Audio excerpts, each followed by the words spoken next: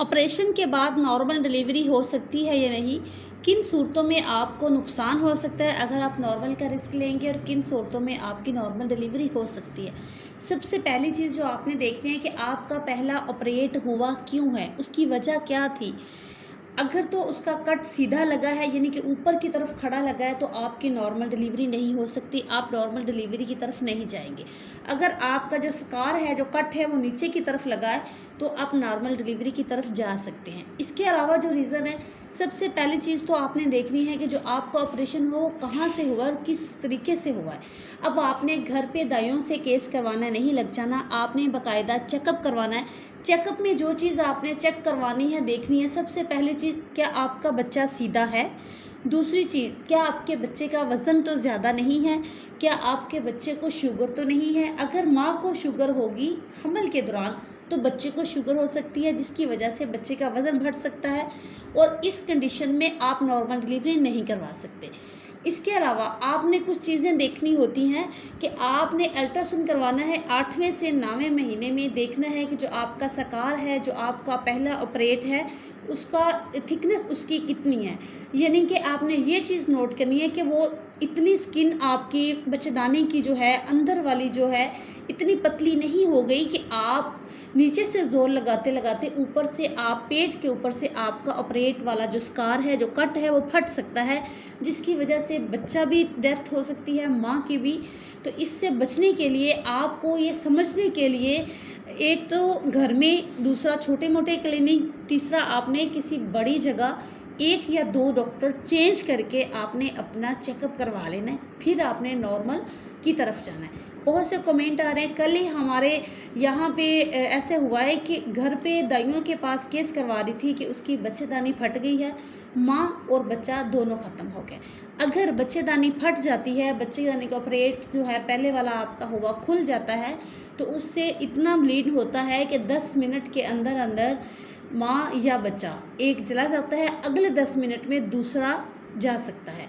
अब इस चीज़ से बचने के लिए सबसे पहले तो आपने, जब मैंने आपको बता दिया कि आपने ऑपरेट का कट भी चेक करवा लिया, अब आपने देखना है कि आपकी कंडीशन कैसी है। क्या बच्चा नीचे की तरफ आ रहा है, क्या बच्चा खुद ब खुद जो आपकी बच्चेदानी एक्सपेल कर रही है, आपको टाइम पे दर्दें लग चुकी हैं और बच्चेदानी का मुंह ओपन हो रहा है या नहीं हो रहा, ये चीज़ें दिखानी है आपने। इसके अलावा वो लोग जो कहते हैं कि हमारा पहला बच्चा है और ये नॉर्मली होगा, उसके लिए भी कुछ चीज़ों का आपने ख्याल रखना है। यानी कि पहला बच्चा, इससे पहले कोई ऑपरेट नहीं हुआ, इससे पहले कोई आपने बच्चा पैदा नहीं किया, तो उनके लिए देखना है कि एक तो बच्चा सीधा हो, दूसरा हमल के दौरान आपको कॉन्स्टिपेशन ना रहती हो। हमल के दौरान एक तो अगर आपको खून की कमी है, एचबी कम है, तो भी नॉर्मल डिलीवरी बहुत मुश्किल हो सकती है। नॉर्मल डिलीवरी को इतना ईजी ना लें, नॉर्मल डिलीवरी जितना ईजी है उतना डिफ़िकल्ट भी हो सकती है।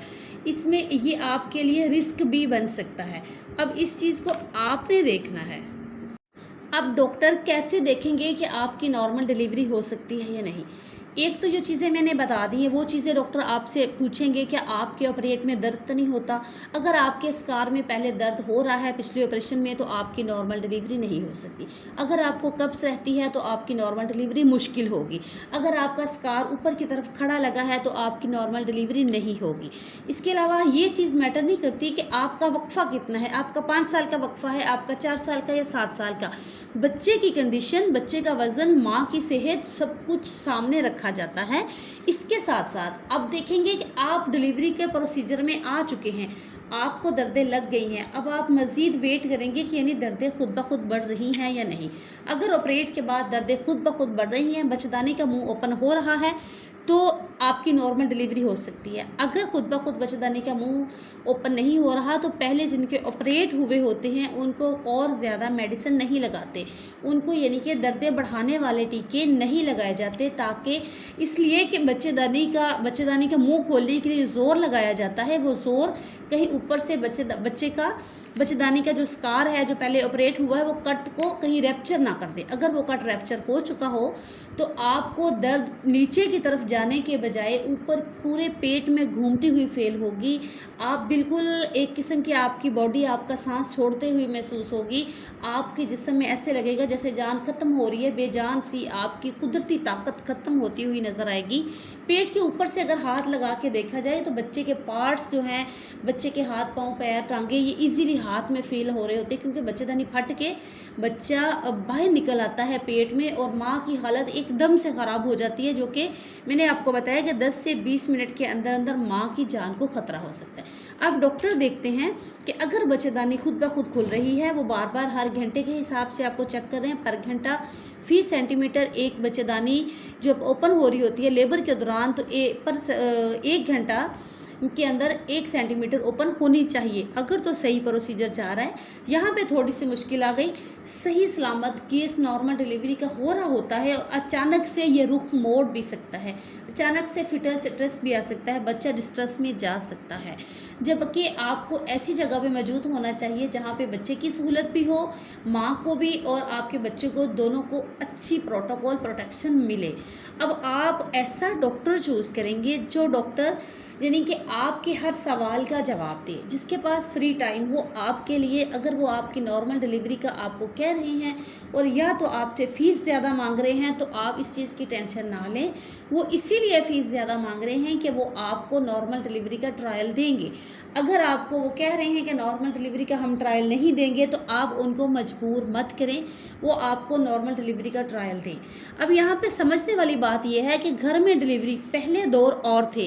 पहले हमारी जो बड़ी थी आंटियाँ, हमारी नानियाँ, दादियाँ, वो एक मटका उन्होंने सर पे रखा होता था, एक मटका उन्होंने बगल में लिया होता था और 5-5, 10-10 किलोमीटर तक पैदल चल के जाती थी, पानी के भर के ऐसे मटके उठाते थे। और वो इतना लंबा सफ़र एक दिन में करना और पेट में बच्चा भी होना, एक बच्चे को उठाया हुआ है, दूसरे हाथ में पानी की बाल्टियाँ हैं, तो वो कितना वज़न, भैंसों को चारा डालना, काटना, उन्होंने खुद बनाना, खुद डालना, भैंसों को, जानवरों को संभालना। तो ये चीज़ें हैं कि इस तरीके से अगर हम काम करते हैं तो हमारे मसल्स जो होते हैं, जो पट्टे होते हैं, वो फ्लेक्सिबल, रिलैक्स हो चुके होते हैं, जो कि नॉर्मल डिलीवरी बहुत आसानी से हो जाती है।